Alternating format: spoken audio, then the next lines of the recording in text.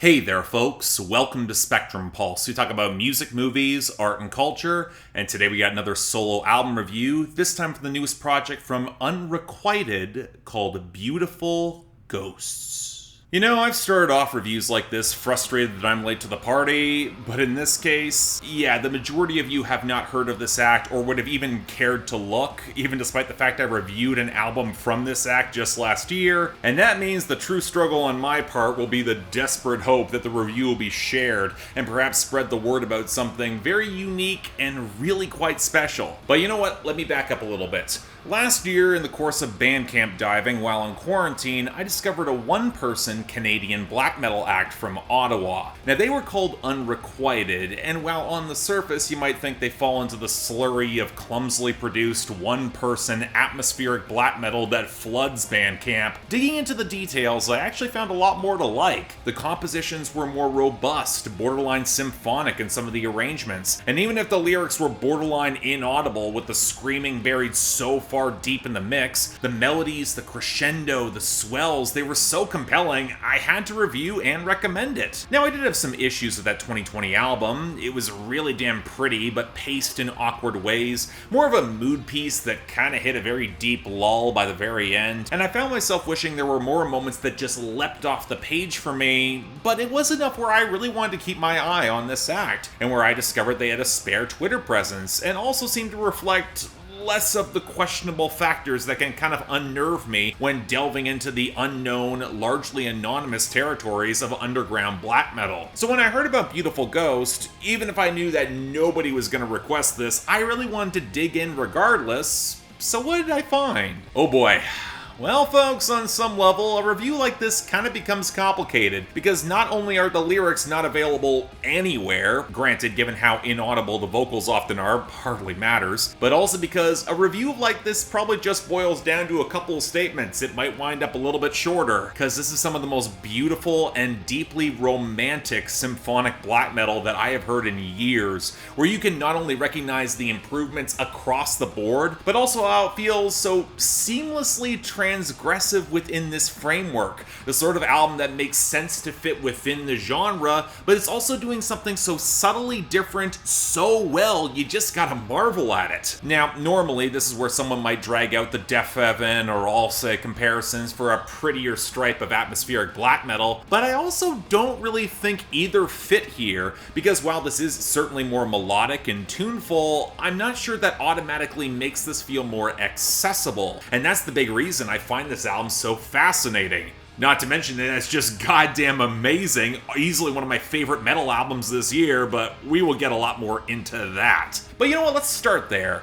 Normally I'm the critic who draws a pretty hard line about needing to have the lyrics for me to cover the music, so what's the difference with this? Well, part of it is the same argument for practicality last time. Like on the last album, the howls on this album are so buried and indecipherable beneath the waves of orchestral instrumentation and the shredding that I don't think I could have made out coherent words even if I tried. But that's not the only place the vocals are placed on this project. Indeed, on slower cuts like Reverie, they're placed a lot closer to the front, and while they're not really singing words, they do kind of fit within the spirit of the project, augmenting the choral texture to add a little bit more to the whole symphonic experience. They're half heard amidst the mist and the atmosphere, partially to contribute to the crescendos and all the dramatic swell, but also on an album titled Beautiful Ghost, wouldn't it kind of make sense for the vocals to sound like they're just beyond, just kind of out of reach where you can't quite make it out? It creates the impression of reaching across out over that expanse to grasp a story that's more present in the abstract textures, some of the ambient moments, and when you realize that there might be flickers of long-distance romance amidst the windswept landscapes, it kind of invests you into the picture subtly while building up the realization that you'll never quite grasp all the details. You can try to parse out fragments of a thematic arc from track titles and some of the shifts in mood, a death, a feeling that said love still exists across time and space, and then maybe a reunion on the other side. It certainly sounds like it by the very end. Now, I'm not going to act like black metal hasn't explored such themes around love like this before, even if more often than not it's a lot more carnal or ending in some grisly despair. But there's something to be said about how Unrequited frames with such sheer dogged abandon and cinematic ambition, which might ring closer to the montage music of an epic romance film, full of wide-angle shots and sweeping landscapes. And considering this album occasionally tips into outright symphonic and post-metal passages, where a piano will anchor the lead melody, or the guitars sound more approachable and even liquid, even as on cuts like Cherish in the title track, it lingers over haunted spaces where the mix will crackle around the edges, or the strings and even some horns ramp up that dramatic swell, it might be kind of easy to see how on pure melodic beauty an album like this might pull in an enraptured audience, and yet is still just as heavy. The tremolo shredding and the drum work is explosive, and again, good luck making up a single word as the screams will cut across the mix. This is painting romance of a different kind, where an album like this can live in blackened spaces and feel like it fits in those subgenres, but also serves as the pure blast of crystalline light and air, where heart-wrenching devotion and passion might be as scary to confront as anything that's howled from the true cult crowd. Certainly less transgressive in an era where black metal has had its doors shoved open to more genre diversity and modes of expression. But again, this is an album that's using black metal tools and sounds and textures in order to create some sort of romance, where it can sound huge and pulse-pounding, but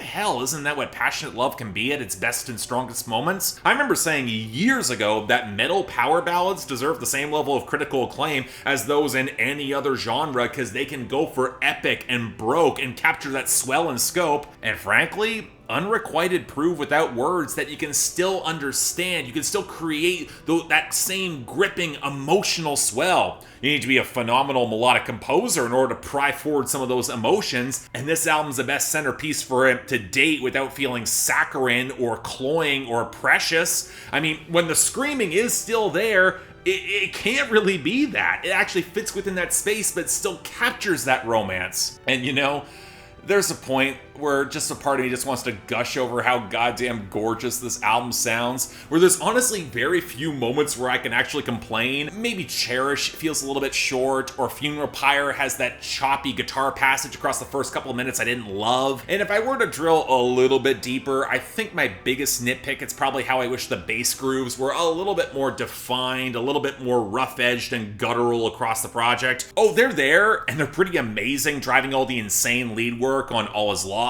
and the more progressive rhythms on Autumn and Everley, and I love that subtle texture that creeps in the low end across the edges of the title track, and how All Is Found ends on a fantastic crescendo that effectively solves my issue with Empathica with its very slow ending by delivering a cinematic finale that also knows how to end on a soft focus moment that's really damn pretty. But you know, if there was one thing that could have put this over the top, I think the bass grooves could be a bit stronger. But otherwise, there's just so many melodic moments that are absolutely spellbinding that I could go over so many times. I love how direct the album starts on All Is Lost, with so many melodic change-ups and so much momentum. I love how well the album is paced, for while there are some slower moments, they really don't drag. I love how the cyclical piano progressions drive and then augment the melodies on Autumn and Everley in the title track, where they serve as a great counterbalance to a lot of those riffs. I love how consistently strong a lot of the drum works is. Maybe not as explosive with some of the blast beats as some might expect in certain very, very raw black metal, but there's a lot more progressive elements, and overall the kit is very well mic'd to sound interesting and thunderous when it needs to be. And while you can tell the symphonic arrangements are not quite as organic and robust as, say, the last Epica album, hey, with a black metal budget, I can't really blame anyone here. The fact that it still sounds as great as it does while making sure the atmosphere has a lot of room to breathe. The dynamics on this album are just absolutely phenomenal, which is a real credit to a lot of the engineering and the mixing and mastering and production, where this could have gone awry so easily or sounded too clean like what happens in most symphonic black metal, especially with the raw moments that are still here. And really,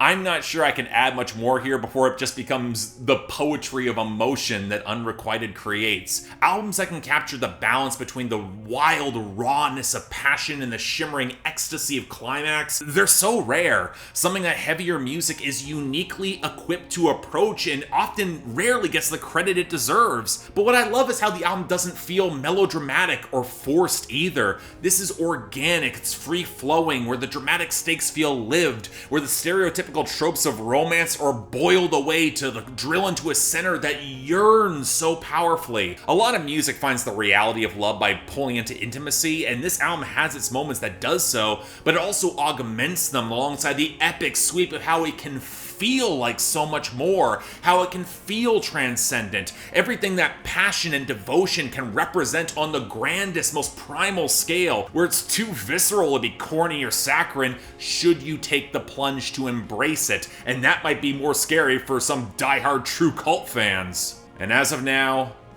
best metal album I've heard all year.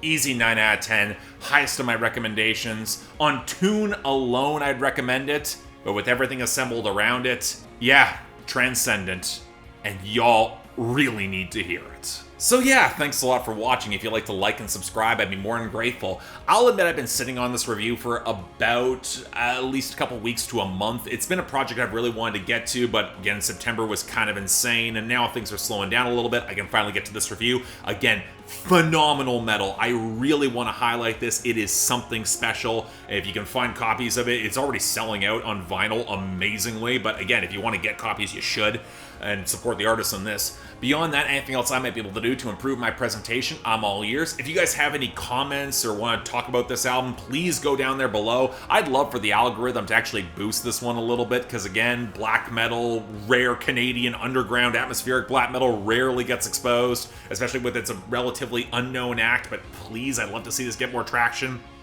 Beyond that, if you guys want to contribute to my schedule or get other albums on my schedule so I hear them, or join my Discord, link to my Patreon right over there. Don't feel obligated as of this time, but if you want to, options available. Until then, I'm Mark, you're watching Spectrum Pulse, and I'll see you next time.